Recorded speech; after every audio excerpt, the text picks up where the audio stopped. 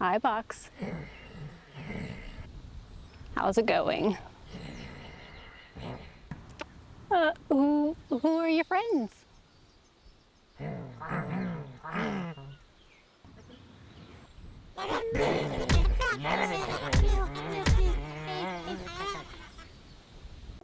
I'm not gonna make you wait. We're gonna hop into making some cakes. We're starting with the 500K layer. Don't look at my sub count, I'm very behind. We're playing some catch up today. Let's go. Backtracking just a little bit. If you're new here, welcome. I have an ongoing challenge where for every subscriber milestone that I hit, I add a new cake frog tier to my giant cake frog. Not a real cake. I'm so sorry for deceiving you. If you're into that, please join us. Add to my cake burden, because as I said, I am very behind. And yes, everything is frogs here. I don't have time to explain that part. Let's go.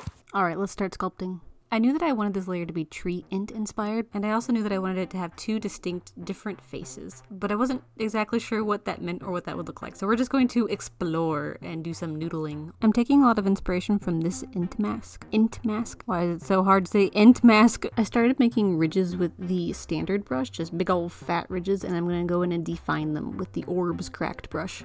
Looking at our reference, I think we need to add some more wiggles in order to make it really whimsical and gnarled looking. There we go, now we're hitting our stride, I think. That looks like tree bark, right? Cool, we're just gonna carry that texture throughout the rest of the cake. Now you may be asking yourself, is this even cake still? And I must remind you of the Everything is Cake shows, where anything can be cake if you use enough fondant and sculpting chocolate. So, in my mind, this is just, one of those cakes that's like 70% modeling chocolate. What? Are you wondering what these worms are that I'm dealing with? This here is the curved tube brush, and I am attempting to use it to make some gnarled tree branches coming off of his face. And bear with me, because I don't quite understand how it works. I needed to get a mini lesson from my husband to brush up, because I have not used it very much, and it is very finicky. However, it is probably one of the easiest ways to create a good branch-like shape that we can now sculpt on top of to add texture. And that's the bulk of the sculpting process. The other side is pretty much everything that I did here, just toned down, to be honest. All that's left to do is to just add leaf, mini leaf. Okay, to address the elephant in the room, why are the cakes so delayed this time? Two main reasons. The first one, if you haven't seen yet, I am pregnant. Because I have been since January of this year, so pretty much the entire year so far. I have been trying to maintain my normal output of like 2 videos a week, plus I am trying to slowly pre-film videos that can go up during my maternity leave, as well as trying to just do general baby preparation. Which doesn't always work out. Your girl is apparently very anemic, so that doesn't help either. Sometimes you just need to lie down. So I'm doing my best. And so the second reason is just timing. It's been bad timing. The 500K cake hit in the middle of a drop, and after the drop was just a month of mayhem. We were out of town, we went on a baby moon, which is really nice. I had pre-filmed videos to go up. One of those videos was my Lego video, which randomly got 12 million views out of nowhere, and so while I was down, unable to work, we jumped like 200K subscribers in the course of a few weeks. That's the biggest thing that happened, was that I was already late to 1 cake, and then I had a video do super well, and suddenly we had 3 more cakes. And when there's just so much to do, and you're like, I'm already this late. I'm gonna take my time. That's where we are now. I'm trying to get them out before my maternity leave. So we'll see. Let me know how many cakes are in this video. Did I succeed? 600K layer. I had no idea what I wanted to do for this one. Given that the previous blue layer had 2 heads, I thought that it might be nice to give this one 3 heads. But then I realized that we have not seen the inside of any of these cakes, and maybe this would be the perfect opportunity to take a slice out. Because I thought, why are these boys so pressed? Why are they so upset? Well, clearly it's because their brother in the middle was taken, which is why they're both screaming. Now, do not fear. He is okay. He is just on his own now. Also, it is so incredibly difficult to give a frog a shocked expression while still making it look like a frog, because as you can tell, this one on the right definitely does not look like a frog anymore. But like, how do you make his wide mouth all like shocked and ooh? Because the wide mouth is what makes it look like a frog. Now we must texture up the inside of the cake. Food texture is something that I both love and loathe. It's usually really difficult to achieve, and I'm not always successful, but it is very rewarding if it's passable. For the cake, I mostly went through various rounds of adding a bunch of noise and bumps and softening them and flattening them out, and doing that over and over again until it looked quite muddled. And rejoice, because I am giving this the appropriate amount of butts, which of course would be 2 butts. Or would it be 3? Let me know the proper frog butt math in the comments. I'm sorry, but I already made the macarons and I do not have any recordings of that, so ta-da, magic macaron appears. Finally, we need to add our icing texture. I'm trying to give it that palette knife smoothed on icing look. So I'm using the clay brush to add and subtract ribbons, and then defining the edges with the Orbs Cracked brush to make them look a little more built up. But that's pretty much done. Let's go chop these up.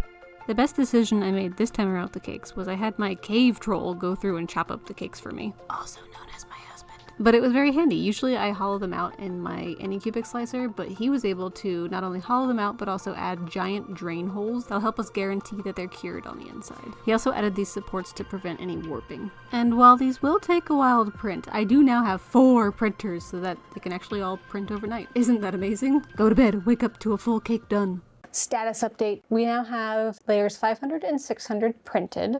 It actually went way faster this time because I like to say I might know what I'm doing now. So the 500 one is in 4 pieces. Got legs. They were so much easier to cure on the inside. Wow, they're learning. The next one is in 6 pieces, so. We had some like little supports here, so we just need to grind those down. I'm just going to take these out with the Dremel and I'm going to smooth down those edges, and then I'm going to get my cave troll to bondo it all together for me. So nice having a cave troll. So to attach these, I use JB Weld 2-part epoxy. First, you want to make sure that you scuff any sides that are going to be sticking together. That will just give them a little more tooth. And then we also have dowel holes in between all of these so that they're not just being held together by the glue, they're also being held together with the dowels. Also, this stuff is stanky. Make sure you wear your respirator. Then you just squish them together and it sets up pretty quickly, but it does require, I think, 24 hours to fully set. Yeah. I was like, huh? What good barks, Libby? What?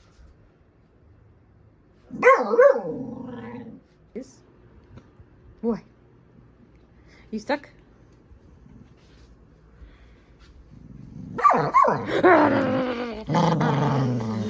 wanted to go in a really different direction for this cake, so instead of adding like multiple limbs and whatnot, I'm gonna make this one giant frog. It's actually modeled after the giant African bullfrog because they're just so delightfully large and lard-like. So we're resculpting everything for this. A lot of times I'll reuse assets for the sake of time and also just to make things cohesive, but nah, this one's getting fresh new limbs. But I do still want him to get a little creepy, so he's going to be absolutely covered in eyeballs. The wonderful thing about our previous cake layer is that it has this nice chunk taken out, which creates a wonderful little nook to add a giant eyeball. Next I'm going to add in these little cutouts because I decided partway through sculpting that I want to add some clear resin accents. I'm going to model some crystals so that I can print them out in a purple translucent resin so that we can have an amethyst theme going on. And if you're watching this thinking, oh my god, that modeling looks janky, it is! I am not a 3D modeler. I try to tell people this. Zbrush is a lot of digital sculpting, not actual true modeling, so I am a fraud. Ooh, this is my favorite part, his chubby little drumstick thighs. And of course, frog butt. Now we just need to go through and incorporate all of the assets, as in give them some fleshy bits so it looks like they're actually set into the frog body. It's a lot of squidge. Eyeball squidge, chubby drumstick leg squidge. Alright, our cake is almost done, however I feel like it's missing something. I know that I want the base to be marbled because that seems to go really well with the amethyst style from the cakes that I've seen online. I'm not sure if adding another element is going to be too much. But then I saw this cake and I really liked how the butterflies went with the whole thing, and I thought it would be nice because we do have a butterfly on a previous layer and it would be a nice callback. So I'm going to stage the butterflies. We're going to print them separately and insert them with wires afterwards, so we're gonna have to add holes. Otherwise, our sculpting is done. Would you believe it if I told you that this layer had to be cut up into 8 pieces to work? Well, bam! So we have glued together the 700K layer, and this is the first time that I'm actually thinking, these are getting kind of big. If I don't break it immediately. I think because it's one frog, like he doesn't have multiple faces or limbs, it's just like one giant frog. This is the first moment that I've been like, dang, what have I done? Especially because I'm supposed to make 800 after this, and I said I'd go to 1 mil. Everyone meet my new dining table. Now I just need to print the crystals and the butterflies that are gonna go on, because the crystals are gonna be printed in purple resin, so we need to go dye some resin. I just take the Anycubic High Clear, and I have these resin dyes that I got online. And I mix till it looks good. Let's go print those now and see how they turn out. Do we notice a problem? I don't know what happened, but this is the size that I needed the crystal to be. This is the size that I printed it. My husband was the one who exported the files. It's possible that there's a scaling issue between all the chopping, but this is just a little too small. But the purple looks good. Optimistic for the second printing. Success. That is much more the size that we're looking for. Here we spot a wild cave troll at work, bondoing seams with his fancy respirator because this is nasty stuff. Always safety first, kiddos. So my husband went through and put Bondo on some of the larger seams. And so now I'm gonna go through and put Tamiya putty on all of the little bits, all the finer details that didn't get covered, and we'll do a sanding pass. Well, I'm probably gonna have to patch again after that. We're gonna patch, we're gonna sand. Hopefully only patch and sand one more time after that. It's time to sand. You're gonna need something to not breathe in dust particles with, and a vacuum to vacuum said dust particles. Let us brave the heat.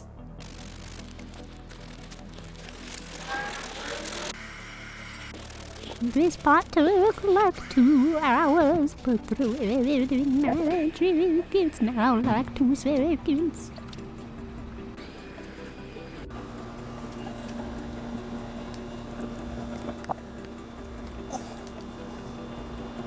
I hate sanding. Let's prime these bad boys and see what we have to do next. I think it's gonna be more filling and sanding. She went on to sand and patch for 4 more hours. I am happy to announce that we can finally start painting.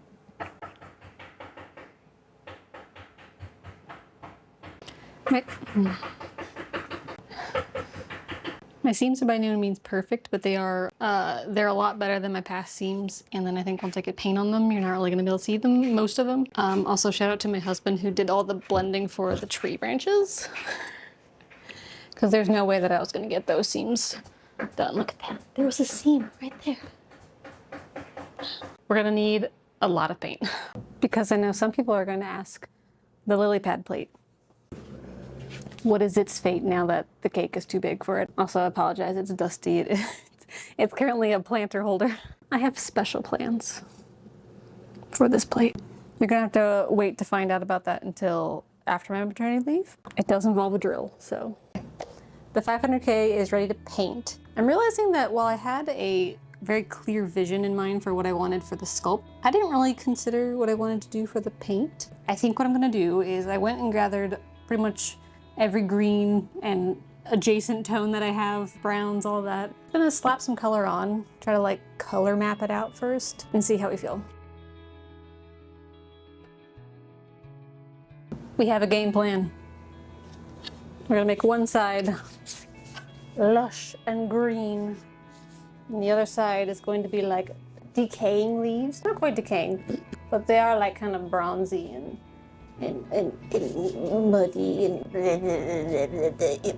perfect. Good, you understand, right? I'm not sure how I'm going to blend the top. We're gonna figure that out later. When I am uncertain about how I would like to paint something, I start with what I do know, and that is that I need to mask out all of these vines and leaves. So we're gonna base those out, and then we'll tackle the cake. I started roughing in the shadows. That was an easy, safe area for me to begin. To my surprise, the more that I worked on this, the more I ended up doing a cell shading method rather than soft blending, which is pretty different compared to what I usually do. The highlights and shadows are very much stripes of color rather than any sort of gradation. But I think that actually works well with the tree bark look. I did go through and add some dry brushing on the leaves and the branches just to give them a little bit more dimension.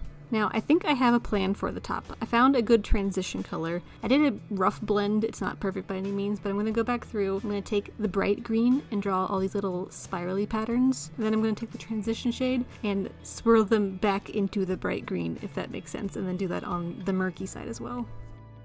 And bam, that's one cake layer. Done! This one was actually simpler than my 200k layer because it didn't have any like crazy limbs or things I had to add afterwards. It was printed in 4 pieces, and then I painted it. And that's more than I can say about previous layers.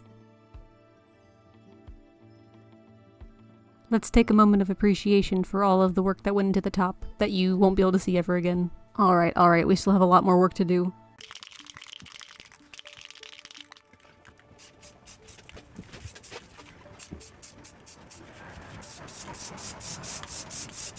Okay, I have rated my paint collection for just about any blue that I can find because we're going to try a galaxy look, which it looks like based off of the cakes that I've seen that kind of has like a palette knife effect.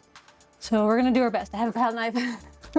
I don't know if it'll give me the look that I want, especially because the texture is already baked into the cake. I'm excited because I have a couple of these like blue metallics from Duncan Rhodes that I've never really had an excuse to use. And I think they'll be cool on this. So, wish me luck.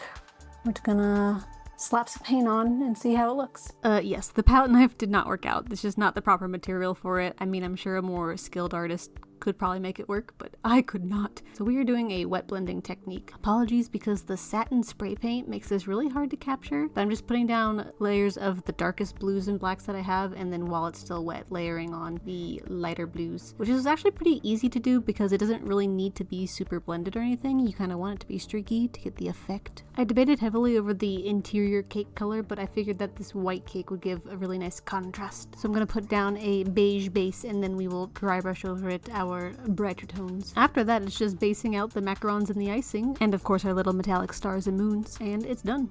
Ta-da! One 600k layer. This honestly might be my favorite so far. I just really like the contrast and how you get to see so much of the cake on the inside. Also, I don't know, maybe I'm just really in the mood for cake, but I feel like it looks extra delicious. And these are so big that I've been having a lot of fun with making the bases a lot more intricate and being able to add crazy elements like macarons. Alright, we're gonna tackle one more layer. Okay, I'm pre-filming a bunch of videos to go up while I'm on maternity leave, and I don't want to give spoilers for all of them, but there is one that I want to show you now because it's one of the last ones that's going to go up. It's hopefully going to be a December frog, and at this point, I don't know if it's going to get done, so I'm going to show you now. Hopefully it will get done, but it's a disco squawk! Oh my god. I'm so excited. I don't know how I'm going to tackle the face. The arms are already giving me trouble. Yeah, this is hopefully going to be... I'm hoping for like my New Year's frog. But so far I don't have a ton of December frogs going up just because I haven't gotten that far. Hopefully that'll change in the next few weeks. We'll see. It depends on when the froglet decides to come. One of my patrons has been asking for a disco ball, which I really wanted to make for New Year's last year, which didn't work out. And the thought of doing a ball sounded like a pain. And I was like, but I could do a disco squawk. That would be a little easier, right? Fingers crossed that gets out before the froglet gets out. Let's paint our 700k layer. Because this layer is so gargantuan, I'm gonna mix the color that I want with just a plain acrylic paint because we're gonna need at least a few layers and I don't want to waste my miniature paints building up the base. I also immediately realized that I should have primed this with my white primer. Why did I not do that? I don't know. I've never tried to paint a marble effect, so we might have some trial and error. But I am armed with every purple and gold and potential color I might need. I'm gonna start by just basing out the rough pattern that I want, marking where I want all of the major veins to be. I never considered how veiny marble was. I then attempted to go through and dry brush the darkest spots of the marble. I don't know, it's not looking good. Blech. This is the stage where you might want to panic. Don't panic though. We're just going to keep layering. Yeah. Okay, let's try this again. I decided to go through and do a wet blending technique rather than a dry brushing, which is my normal go-to, but it was not working for this. I also swapped to a cooler purple. I think the one that I had before was way too warm, and oh my gosh, it's looking so much better already. Once the broad shapes were blended to my liking, I went through and added some more defined, darker, and lighter veins. And then we just need to add the eyeballs. I'm always so excited to add these repeating elements in the sculpting process, but when I have to paint all a billion of them, I have all of the regrets. Also, oh my god, this thing is heavy! Here I am realizing that I spent a lot of effort on the top, which you'll never see again because there's going to be a giant stack of cakes covering it, so enjoy it now. But paint is mostly done. We can now move on to all of the added elements. Alright, slight snafu. If you see all of this nonsense happening here. One issue I've had with the high clear resin is that it seems like there's a lot of exposure bleed sometimes, meaning that like more of the resin gets cured than it's supposed to, which means that like my supports are sometimes a little globby. It's just a little, the print job is a little sloppier overall. And so while the top of the crystals look great, the underside no longer fits into the slots where they're supposed to. So what I'm going to do, I'm going to sand these down as best as I can. We have some paintable silicone caulking, I think is what it is. And so what I think I'm going to do is I'm going to squeeze that into the holes and then I will wedge these in, and that way it'll like have kind of a craggy rock texture around it, but they'll still fit in. And so like any of the gaps where like the fit isn't perfect, you won't be able to see because they'll get filled, and then I'll paint over to blend them as best as I can. That's the plan. Wish me luck. Okay, I've got my Dremel and I've got my vacuum going to vacuum up all my dust, and we're just going to smooth out these edges. Then we just need to add a coat of UV resin to the top sides, that way they keep their nice translucent shine and clearness. I like this Mr. Resin brand for little projects like this because you don't have to mix it, which is really nice when you only need a teeny tiny amount. I'll let these bake and then we can attach them. Gloves, check. Paper towels, check. And water, because apparently it helps with blending the edges. Is that the piece? Yes. All right.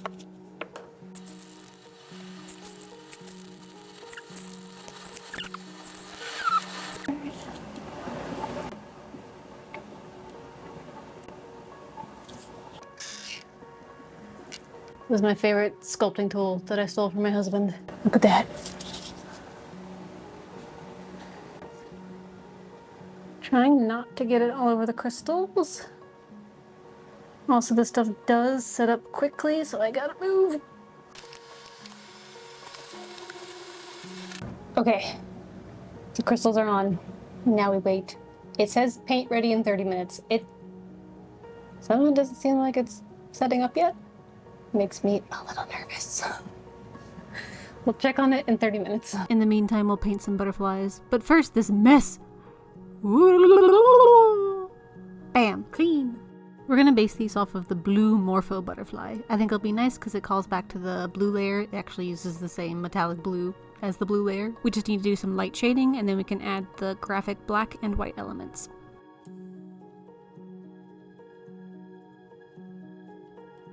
Our butterflies are done, and I have stabbed metal spikes into our cake, turning it into an actual weapon. It's kind of, I don't know if you can see them. This is dangerous. I've got these spikes in here. I need to glue them in, and then I need to trim them down so I can glue the butterflies on, because right now they are too long. Too long. Can't see me, sorry. And we're just using super glue for this because these shouldn't have to have any sort of crazy load or tension on them.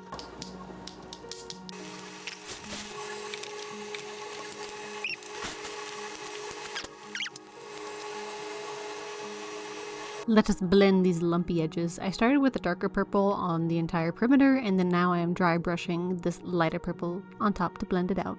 Next we need to add our gold accents, which did not go well. I put down some and it did the panic. It did not look good. Erase. A dense makeup brush that is slightly damp actually works pretty well as an eraser. I hope you will be proud of me because I initially swore off the gold because of this. However, I gained my courage and I decided to try again, and I'm actually really happy because I like how it turned out now. I'm just gonna go spray this with some satin clear coat and then it is done. And I am so happy that it is. Because this one had so many elements, each of those are a place where things can go wrong and become more complicated, which definitely delayed this layer a little bit. But I do really love the mixed media-esque results. And of course, here is the entire cake assembled.